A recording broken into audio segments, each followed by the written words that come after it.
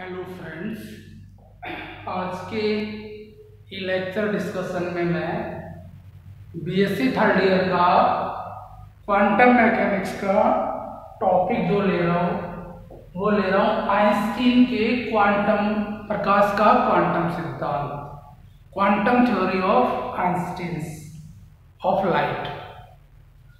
इसके previous lecture में जो हमने बात की थी वो फोटो इलेक्ट्रिक इफेक्ट की बात की थी, और उस फोटो इलेक्ट्रिक परिघटना में हमने जो निकाला था कि किन पर क्या निरोधी विभव क्या होता है, स्टॉपिंग पोटेंशियल के बारे में चर्चा की थी।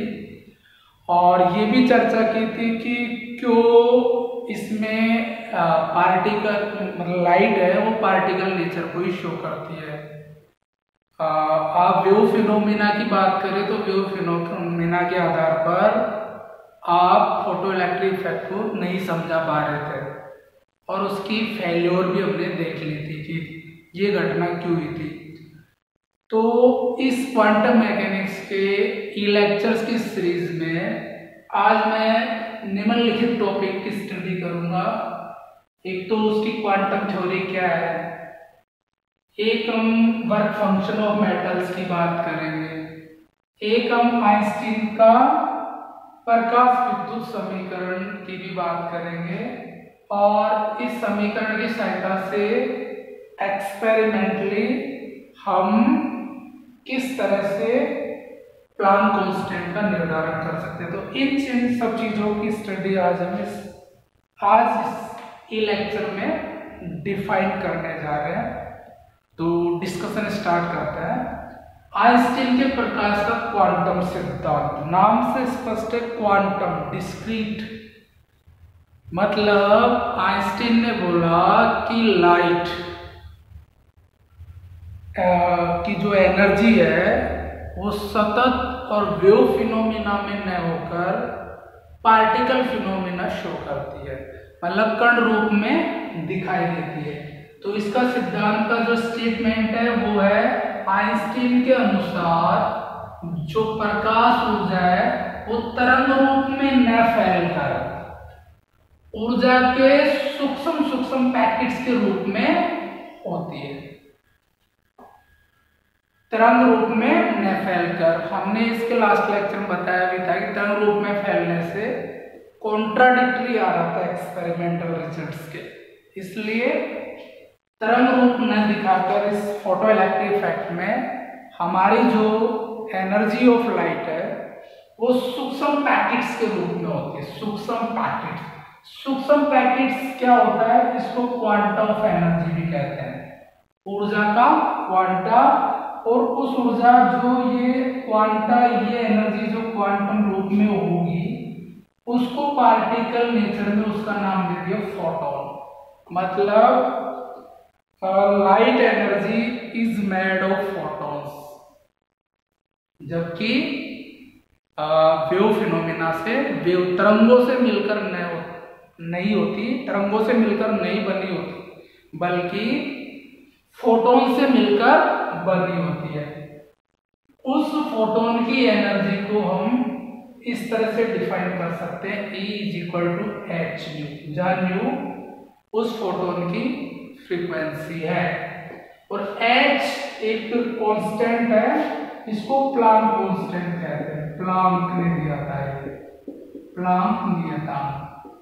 मान आप सबको पता ही है, 6.625 10⁻³ जूल सेकंड, इतने कम वैल्यू h की होती है। अब मैं बात करूं वर्क फंक्शन ऑफ मेटल्स क्या होता है, तो ये किसी भी मेटल का कैरेक्टरिस्टिक होता है, मतलब कैरेक्टरिस्टिक ऑफ मेटल, मतलब अलग अलग मेटल्स के लिए वर्क फंक्शन का मान भी अलग अलग होता है। होता क्या है, इसको कैसे डिफाइन करेंगे कि धात्विक सतह से बाहर इलेक्ट्रॉन को लाने के लिए आवश्यक न्यूनतम ऊर्जा है। मतलब अगर इससे कम ऊर्जा आप दे देते हैं हमारे धातु को, तो वो photo electric effect phenomena show नहीं करेगा। मतलब ये है कि इससे कम ऊर्जा का प्रकाश आपतित होने पर प्रकाश विद्युत प्रभाव की घटना असंभव है। यदि इस न्यूनतम ऊर्जा से संबंधित आवर्ती हम क्या ले न्यू जीरो, तो वो जो मिनिमम ऊर्जा है, न्यू की जगह न्यू जीरो रखेंगे तो वो एनर्जी क्या कहलाएगी फाई वर्क फंक्शन। इसको किससे डिनोट करेंगे आप फाई से, phi is equal to h nu zero.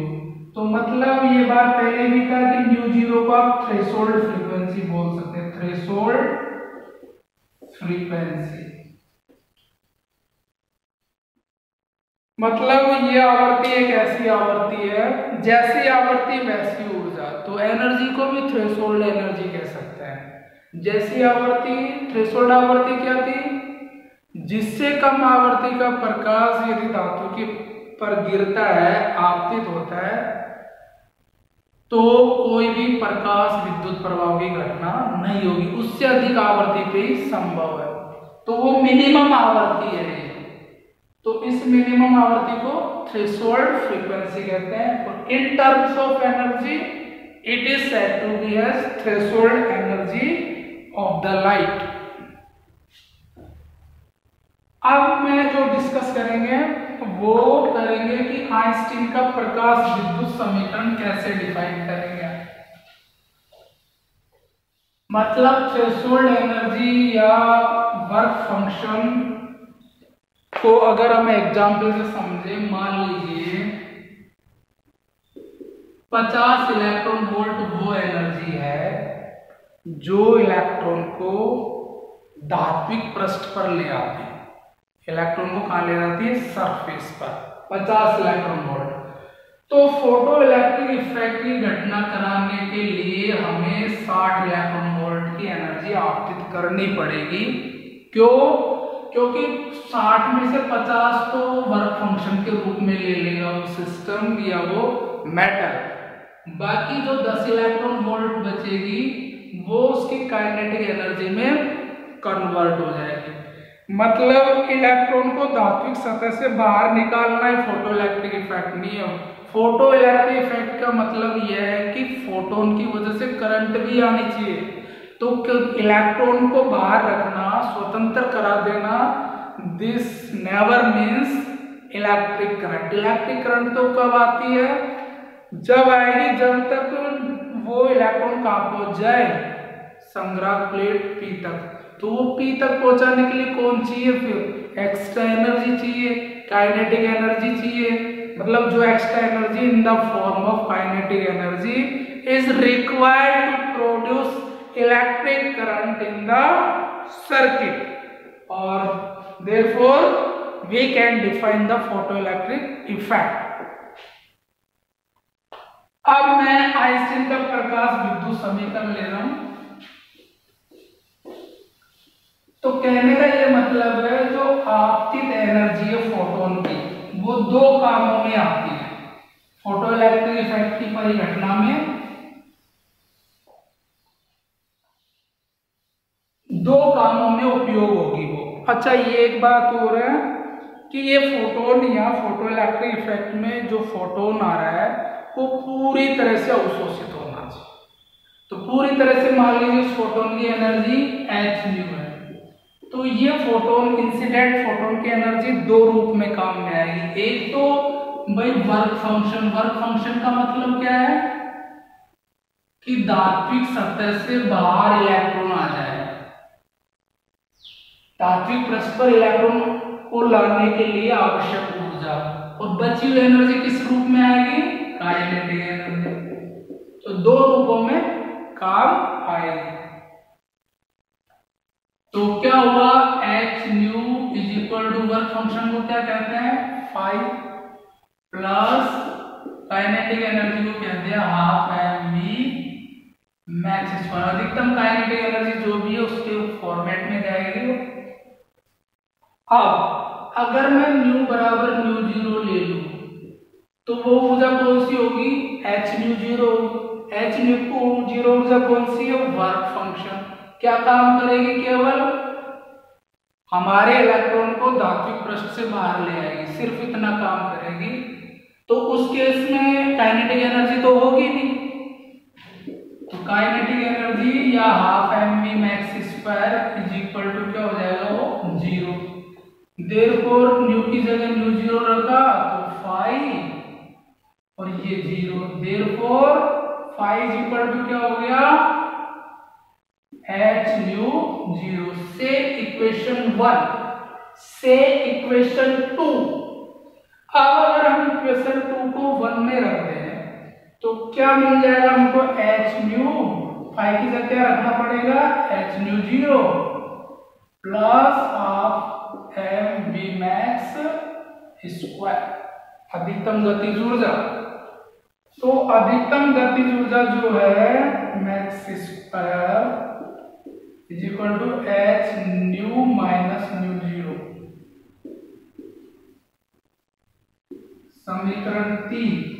इस समीकरण 3 को हम आइंस्टीन का प्रकाश विद्युत समीकरण कहते हैं। क्या कहते हैं इसको, आइंस्टीन का प्रकाश विद्युत समीकरण। एक बात तो तय हुई है इस समीकरण से कि अधिकतम गतिज ऊर्जा, maximum kinetic energy of the electron depends on the frequency of the light या एनर्जी ऑफ द लाइट। मतलब आप अधिकतम गतिज ऊर्जा देने के लिए ऊर्जा बढ़ाओ, न कि तीव्रता।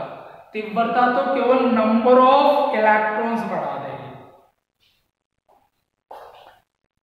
मतलब ये जो समीकरण बयां करता है वो समीकरण हमको रिफ्लेक्ट करता है कि maximum kinetic energy of the electron depends on frequency of the light. अगर मैं इस समीकरण को वेवलेंथ के फॉर्मेट में लिखूं तो मुझे पता है कैसे लिख सकते हैं, half m v max square is equal to h, nu की जगह क्या लिखोगे, सी बाई लैम्बडा। लैम्बडा के रूप में लिखना है, हम तरंग दैर्ध्य के रूप में ऐसे लिख सकते हैं। Therefore half m v max square is equal to h, c भी बाहर आ जाएगा, लैम्बडा और लैम्बडा 0 एलसीएम ले लेंगे हम, तो क्या बचेगा, लैम्बडा 0 माइनस लैम्बडा, लैम्बडा से लैम्बडा कट जाएगा,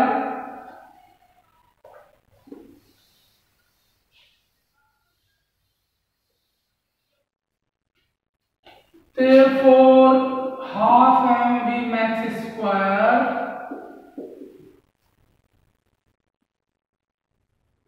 SC lambda 0 minus lambda upon lambda lambda 0। इसको हम अधिकतम वेग भी निकाल सकते हैं यहाँ से। तो एक तो ये है कि ये लैम्बडा के फॉर्म में क्या कहलाएगा, आइंस्टीन का प्रकाश विद्युत समीकरण इन द फॉर्म ऑफ वेवलेंथ। इसको 2 को यहां ले गए हम और m को नीचे ले आए, तो v max जो हो जाएगा हमारा वो हो जाएगा √2SC lambda 0 minus lambda upon m lambda lambda 0।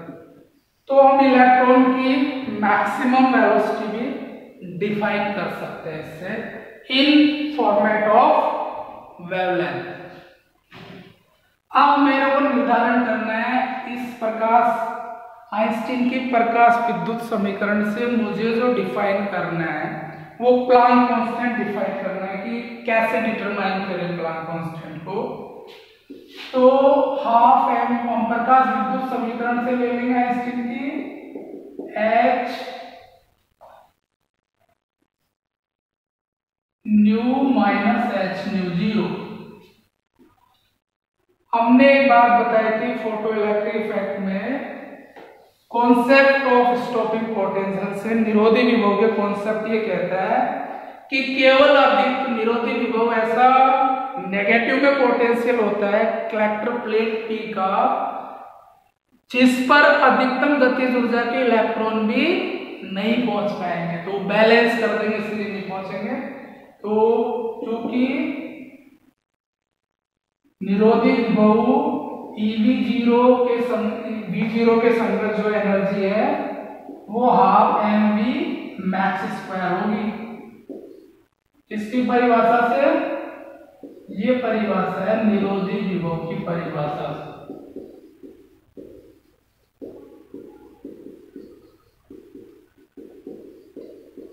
क्योंकि निरोधी विभव की परिभाषा हमने दी थी कि नेगेटिव में प्लेट P का वह पोटेंशियल जिस पर सर्किट में करंट शून्य हो जाए, तो करंट शून्य कब हो सकती है, जबकि अधिकतम गतिज ऊर्जा के इलेक्ट्रॉन भी वहां जाने में असमर्थ है। तो ये समीकरण 1, समीकरण 2 अगर हम डिफाइन करें, हम क्या कर रहे हैं, determination of H, determination of Planck constant H, इसका हम निर्धारण कर रहे हैं। तो हमने आइंस्टीन की प्रकाश विद्युत समीकरण को जो इक्वेशन 1 के रखा है और निरोधी विभव की परिभाषा से समीकरण 2, तो इनको बैलेंस करेंगे तो EV0 is equal to H nu minus H nu 0। तो V0 के लिए सोल्व कर लेंगे H by E into nu minus H nu 0 upon E, या V0 is equal to H by E into nu minus 5 upon E। This is work function of the matter. अब अगर V0 में आवृत्ति को x axis पे ले और निरोधी विभव या स्टॉपिंग पोटेंशियल को y एक्सिस पे ले, तो ये मैथमेटिक्स में ये बहुत ही महत्वपूर्ण इक्वेशन y बराबर mx प्लस c जैसा भी रिफ्लेक्ट होगी, जहां c क्या हो जाएगा हमारा माइनस 5 अपॉन E, और जो स्लोप हो जाएगा इसका स्लोप m, यहाँ m स्लोप ही होता है, वो हो जाएगा h बाई E। ग्राफ से समझे इसको,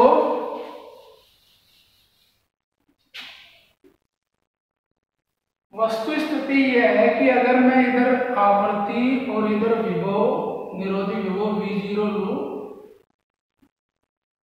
तो ये जो समीकरण y बराबर mx प्लस c, इसका जो समीकरण होगा वो इस तरह का ग्राफ रिफ्लेक्ट करेगा ये, जिसकी slope is equal to h upon e होगी, और ये जो आवृत्ति होगी वो न्यू 0 होगी, पहली आवृत्ति। इससे कम आवृत्ति पर फोटोइलेक्ट्रिक इफेक्ट की फिनोमिना नहीं होगी। और ये जो अंतःखंडक वाइड्स के जो नेगेटिव में होगा, आपको पता है इधर ऊपर पॉजिटिव, तो V0 का मान ये जो होगा वो 5 E होगा। तो महत्वपूर्ण बात यह है कि मैं इससे स्लोप तो ज्ञात कर ही सकता हूँ, इसकी स्लोप आपको पता है, स्लोप इस तरह से ज्ञात कर सकते हैं, 2 पॉइंट्स लेके जो स्लोप आएगी, और अगर E पता हो, E का मान पता हो, तो हम h by E is equal to slope, then h जो है E मल्टीप्लाइड बाई स्लोप, इससे हम प्लांक कांस्टेंट डिफाइन कर सकते हैं। और ये जो इससे डिफाइन करके जो एक्सपेरिमेंटल जो रिजल्ट्स आए वो उतने आते हैं जितने इसका मान है, तकरीबन उसी के अराउंड अबाउट प्राप्त होता है इस h का मान।